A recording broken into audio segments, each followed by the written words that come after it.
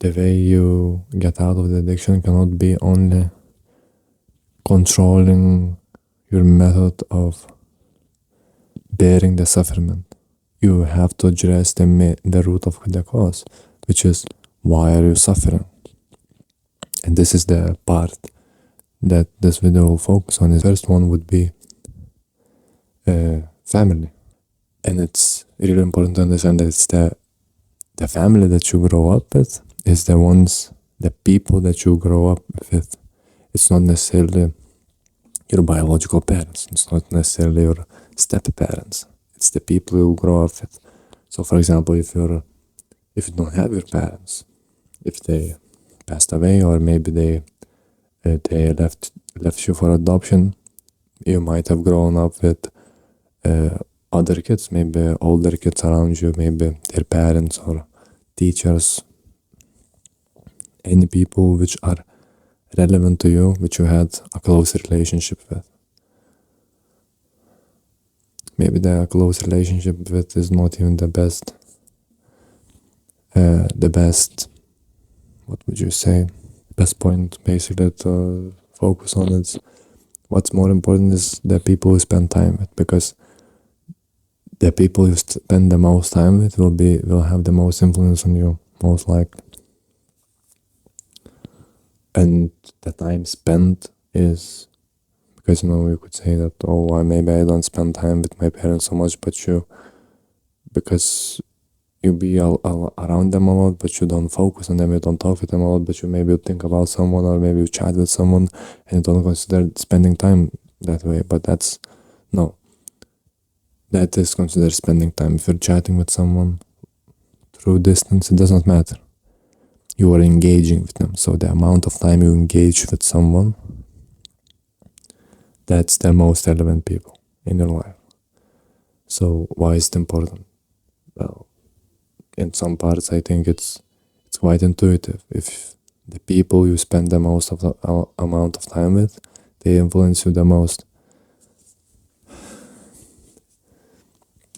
I would stick with 2 points to keep this as short as possible. In one respect, because you spend so much time with them, you can trust them the most, they can help you the most. And if you have a good relationship with them, most likely that's what will happen.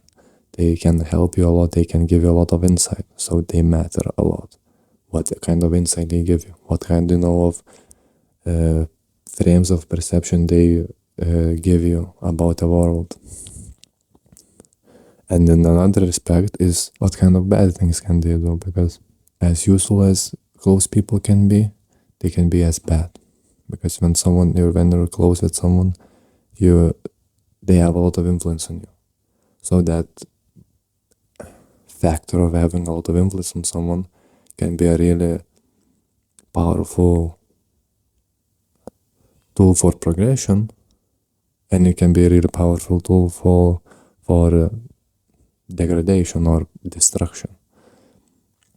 That's why it's really important to pay attention to the people you're close with. So I call that family initially, but I think you could extend that with the people you spend time with, and then include family, maybe friends, teachers, whatever you spend the most time with, and then that will cover this point. So addressing people you spend time with, which are relevant to you, which maybe you have good relationships with, maybe you have bad relationships with. These are really important things. They're a big part of your life. If something is wrong there, if something's wrong, it's really a good idea to start from addressing the environment. Well, the environment, the most important parts of the environment you are in is the people, because they have the most influence on you. So you can start from the people. That's the main point. If you're searching for what could be wrong, what could you address, start from the people you are around with, and you were around with throughout your growing up, your development period. Maybe your adolescence could be one of the main points, but it does not really matter. You should address everything.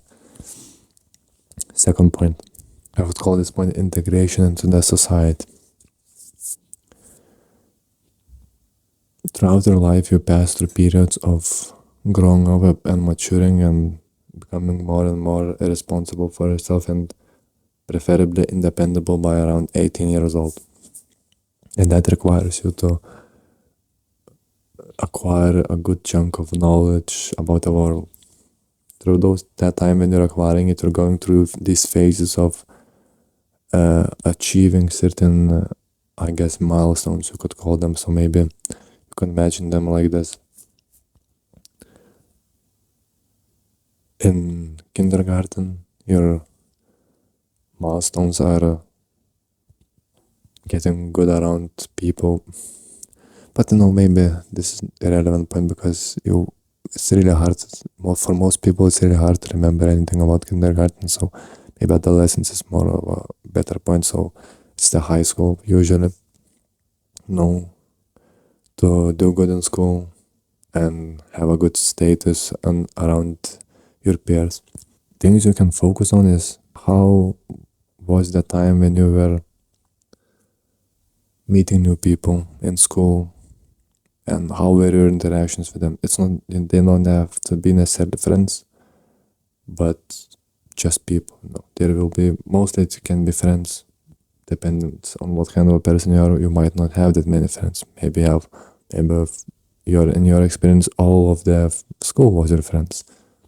It doesn't matter. This point is about how was your interactions with other people which are not necessarily friends, so strangers. And then with the sex you are attracted to. So why is that? Because that dimension of finding your mate, partner, their romantic interest is really relevant, especially in adolescence. So you can look at these things as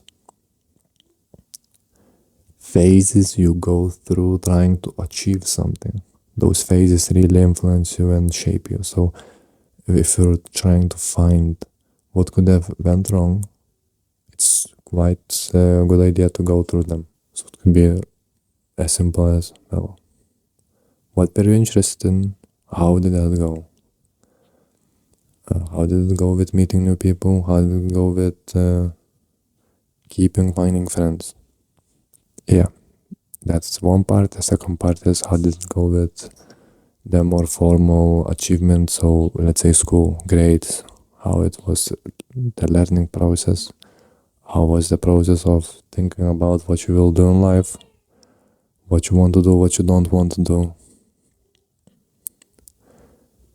If it was for you like me, that you did not want to do anything, you had no idea, so then think about why is that? And eventually you have to ask yourself, what would be the least worst thing I would do? Because, well, the truth of the matter is that you'll have to do something. That's the not so good part, at least for now. And in time it will change the way you look at this, but the problem is that you have to start and you have to pick something, because if you don't, you can look at it like this. If you don't pick nothing, it will be way worse for you than if you pick something you don't like. It's not even a contest between these two realities of how your life can be. So just, you have to pick something. So try to think about that. And I would tell you another thing, that if you do enough research, your opinion might change a lot, because you'll find out a lot, and it's really likely you'll find something that will interest you. But if you don't, it's fine. You might find your interest later, but that's not even the most necessary thing. The most necessary thing is find something that you would be maybe willing to do, but if you're not willing to do it, you completely not like it, but then you at least would have, you wouldn't feel as bad as you would if later you will think about this and it will be like, oh my god, I could have picked something else, because you you won't be thinking that because you will have thought this through now. So yeah, after high school, if you go to work, how is the work? Or maybe if you continue your education, then how is the college, university, all of this. Why do I call this integration to society? It's because, well, maybe it's already obvious that you'll have to do something to survive. And then the last part is, do you see the meaning in your life? Do you see the meaning in anything? I would say this is the most important thing, but it's really hard to tackle it if a lot of things are unclear and a lot of things are in chaos. So eventually it all comes down to this question, is that what you have to find, what is worth your struggle in life. So yeah, that will be the meaning. Once you find what you are willing to struggle for, what you maybe you love your partner so much, maybe you see so much benefit in your career that you're doing, that you're willing to struggle, you're willing to do what it takes to do that because you see that much benefit. For me, it is mostly family. There is my career as well, but family it squashes in comparison to the meaning. For me, it's incomparable. So yeah, you have to find something that is meaningful for you to struggle, and I would say that's the most important part. It will, if that's in place, it will carry out anywhere. But it's a continuous progress of maintaining that meaning. So it's not easy, but it's really important. Yeah. So that's all the things from more of a psychological perspective that you can focus on if you're struggling with addiction and you're trying to figure out what could have went wrong. I would start from these key points, trying to know how to flesh them out more, think about them. Your mind should catch on quite quickly and just follow intuitively what pulls your attention. But also with that, you have to maintain some structure and you have to maintain some structure to be able to run some analytics onto what you think through. So it's, with practice it becomes way easier, but without it it can be really hard. So you should do that. It's way better than doing nothing, but you should know that it's hard. That's what you do with a psychologist and psychotherapist and these professionals which know what they're doing, which are helping people do this. That's why they are there. That's why they spend years in training to be able to help someone, because it's hard, but you can't do it all on your own. It's not like you cannot do this without help. You can. It's just, you can say it like this. Theoretically, you can do this. It's the same thing you would do with a psychologist, just that it's so hard that practically it will be like, I don't think there is no, there is probably no statistics, no studies done on this, but in my estimation, it would be a really low probability that anyone would succeed on their own. But well,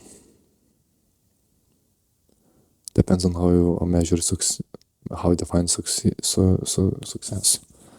I would say if you gain any insight, it's success. Because maybe some professional who would want to tell you that you won't be able to do nothing on your own. You have to come to me and I will help you and we will accomplish a lot and you will be better. It's like maybe their definition of success is like making you helping you get over like fear of, let's say, public speaking. But that's just that's just a different thing.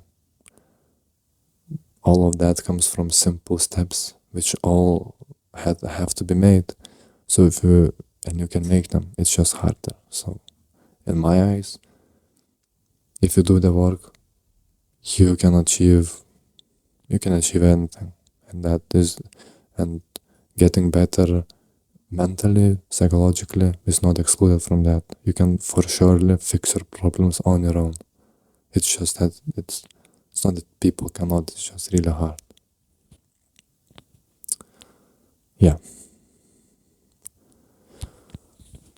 So now to connect this with the point of this video is that about addiction. Well,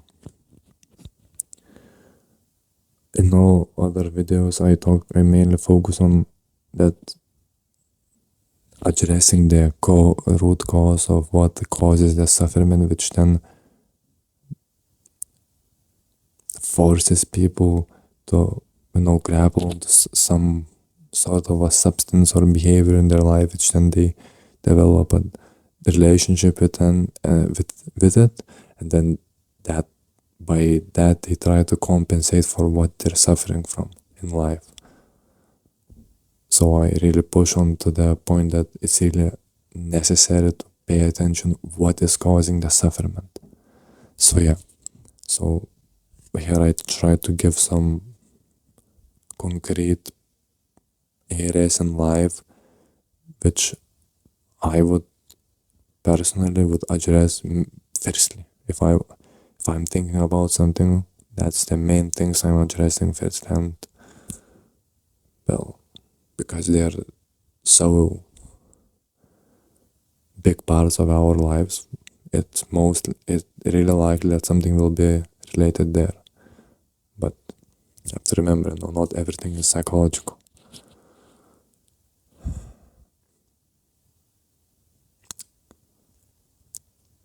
That's a bad sentence. Not everything is psychological, but what I'm trying to say is that there's a lot of things lying. For example, yeah, maybe the example just will be better lying in, for example, how good are you taking yourself physically? So what are you eating? How active you are? How good are you recovering? Mainly, I mean by this, sleep. Yeah, all of these things. Do you have any medical conditions? Maybe you have some illnesses. Are you addressing them? All of these things they're incredibly important. So because yes, there are, you could say, behavior maladaptions and failures which then are independent from these factors, but all of these factors amplify any negative symptoms you could experience from your dysfunctional, for example, behavior. So for example, you're on your phone a lot, like, brain dead and just scrolling on Instagram, or maybe you don't have that many friends or that many, even one close relationship with someone that you trust, and that's making you that's isolating you, making you alone, and making you miserable. All of the symptoms, all of that will be worsened incredibly by not taking care of yourself physically. It's like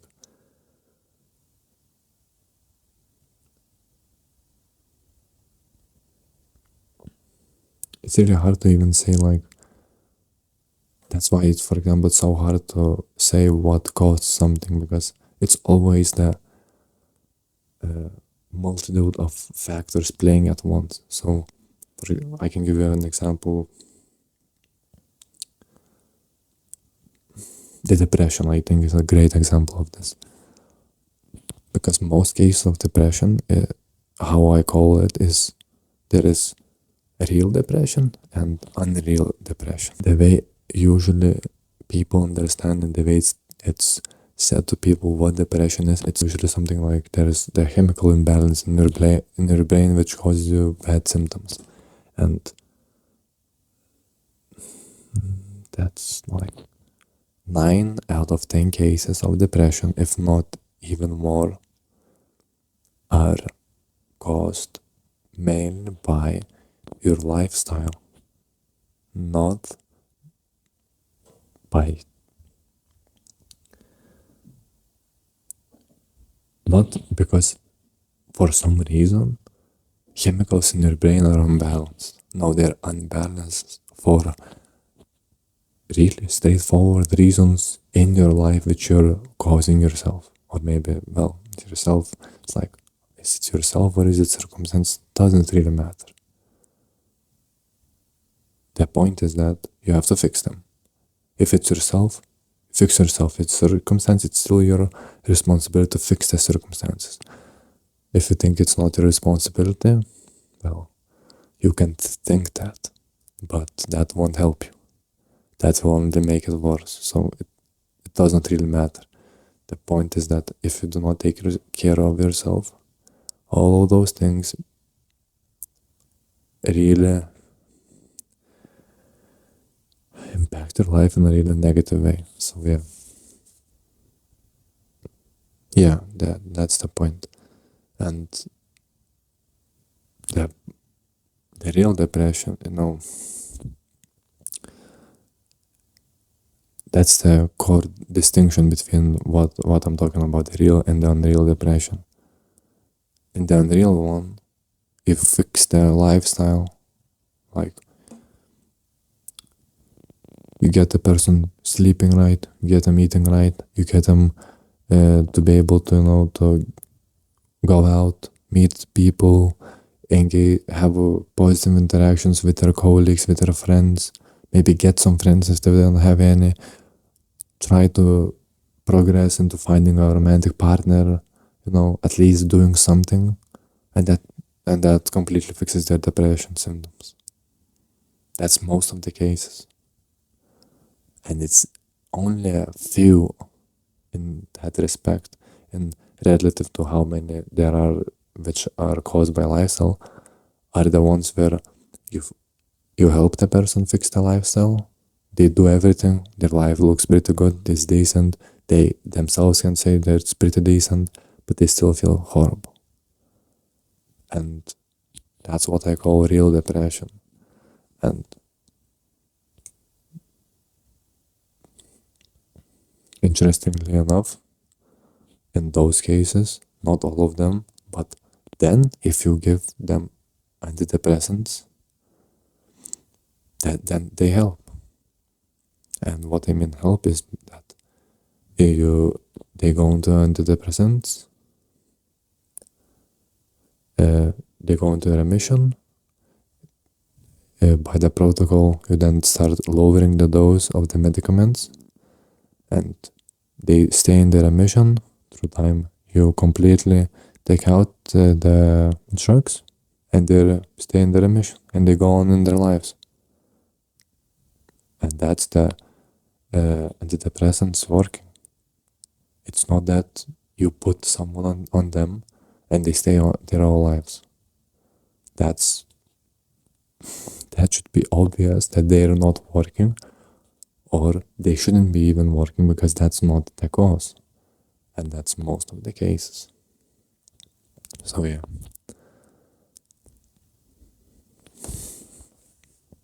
So yeah, my point to say with this was to highlight as well the physical factor. So you cannot undermine that if you have an addiction, it is caused by something which are you suffering from. It could be obesity, for example. These are physical conditions, and they can really up. So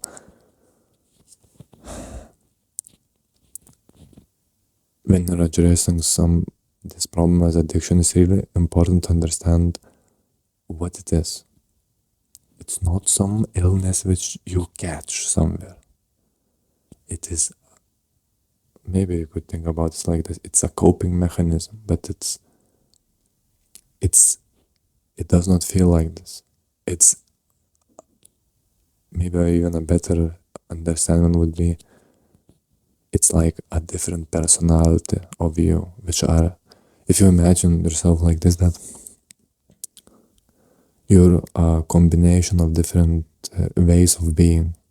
So through your life, you learned how you act with your friends, how you act with your parents, how you act with authorities, so teachers, bosses, how you act with younger people than you, how you act with your siblings, all of these different behaviors of how you conduct yourself in the world. All of them, you can imagine them as different personalities in you which shift depending on the circumstance. So I think I can use usually it's really like popular now that most of people know about multiple personality disorder that's commonly showcased in movies. So formally it's just that person has multiple personalities in them which are so distinct from each other that they manifest as different. Like when they manifest in the person, they change the person's behavior completely. So depending on how severe the case can be, it can be just a different manner, or it can be complete loss of memory from the time when the person was in the different personality, and now when they're in another one, they have no memory of the past one, and they're acting in this personality from the memory they had when they were this personality the last time. So you can imagine that this form, the multiple personality disorder, is a form of this principle of having different ways of being, which are for some reason completely distinct from each other. But this is only an analogous example. Don't take it as like scientific, comparison, because there's a lot of things about that condition it's really hard to explain scientifically. For example, why, I don't know if I want to get into this. You can think about yourself as different personalities, which are different ways of being, which you choose between depending on which is the most optimal for the given situation towards what you are striving for. So yeah. So the addiction, when you're addicted to something, you develop a way of being, how to achieve what you're striving for. And that part, remember I usually say that it's a dysfunctional relationship. One of the main things that make it so dysfunctional is the way of how, I guess, possessive that state of being is. It's like the same way why being impulsive and immature is dysfunctional. It's because you cannot control yourself and make correct decisions. So if you're in a state where you're craving something so overwhelmingly that you cannot control yourself, well, you might not want to call it dysfunctional, but well, if that gets you into trouble or into death, I would say it's pretty dysfunctional to live your life that way. So yeah. And why am I making all of this point about personalities? Because to say that it's a coping mechanism seems like a really simple thing. And what I want to highlight is that it's a way of being, a personality in you. It's how you feel. It's you. In that state, it's you. It's hard. It's easy to think about it rationally when you're in a different state. When you're like, think about it when you're angry. Do you think about that you're wrong? Do you think about that there's better ways, there's more optimal ways of contacting your behavior? No, we're just under the effect of your emotion, and that's how we're feeling, because emotions are ways for, like, they're primitive, not as primitive as animal instinct, but I mean in respect to being able to rationally think and make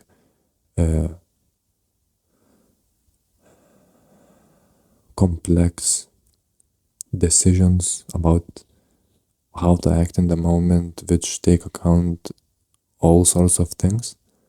It's pretty primitive to act from emotions, because emotions are like they are shortcuts to behavior. So feeling angry, there's a set of emotions, set of thoughts, sets of behaviors which come with that, which prepare you to act.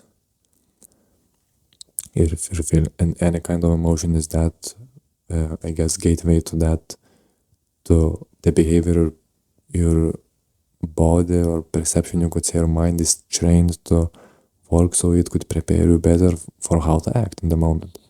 Well, the problem is that in our world is really complex, and our decisions have to take account in a lot of things, and just having no emotions as quick gateways to how to act in the moment, it's just non-functional, because you have to calibrate your behavior, the way you speak to someone, the things you choose to buy, the things you choose to sacrifice every day in your life, accordingly to your situation and accordingly to the future. And all of those variables are continually shifting, and you have to keep aware of them and then make according decisions. So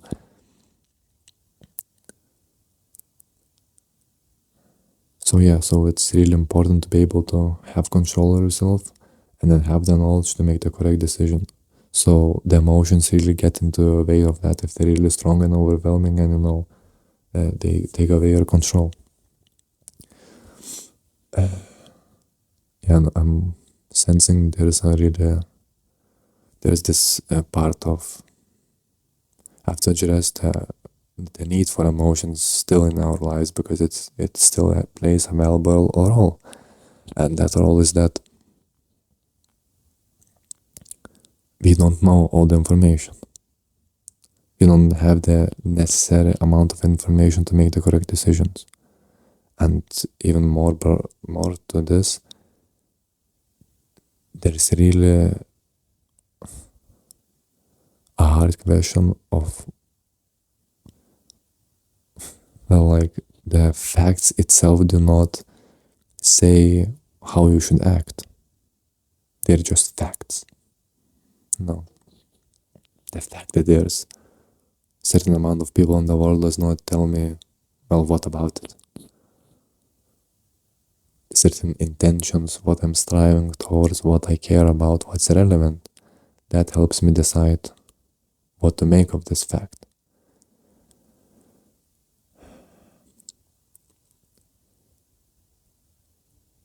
Where I'm going with this is that that's another part of the rational argument and its limitations, but what I want to focus here is that the emotions still, for most of people, help to orientate and direct their attention. So that's their crucial point. Usually people call that intuition. I think that's what intuition is. It's like people have a certain feeling they have about something, which makes them look at something in a certain way and feel about it in a certain way, and suspect something or prepare for something or, well, anticipate something. And through life they learn that there's really times when it was helping you. So then they develop this understanding that there's a certain force, like maybe not force, but like certain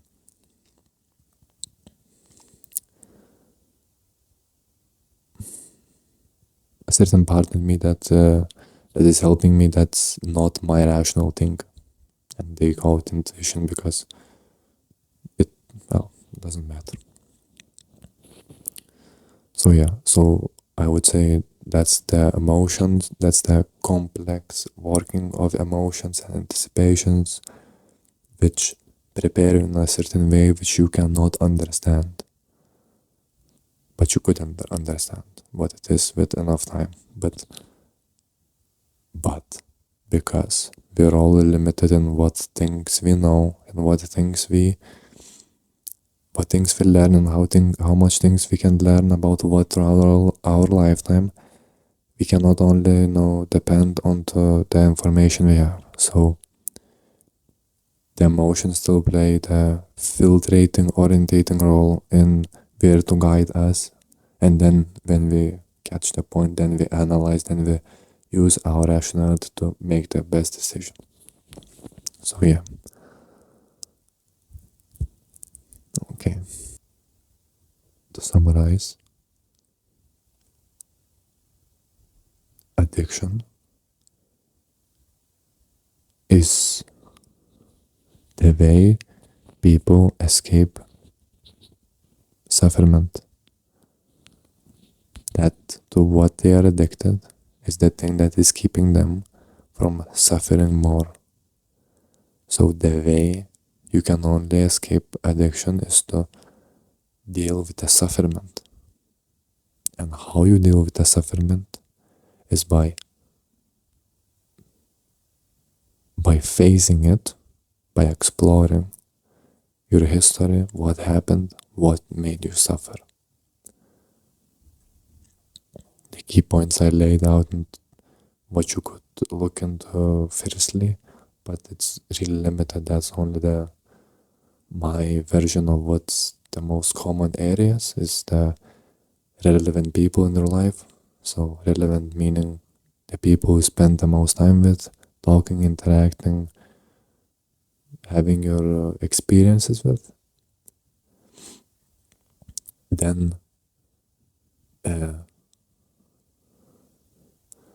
points, phases of achieving certain milestones throughout your growing up and in society. So school, finding friends, meeting strangers, classmates, colleagues, in job, working on your grades, working on your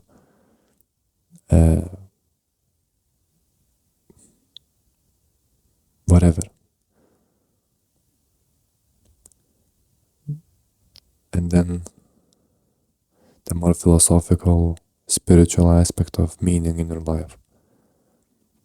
So, do you see why is it relevant for you to do what you're doing? Do you feel like it's worth it for you?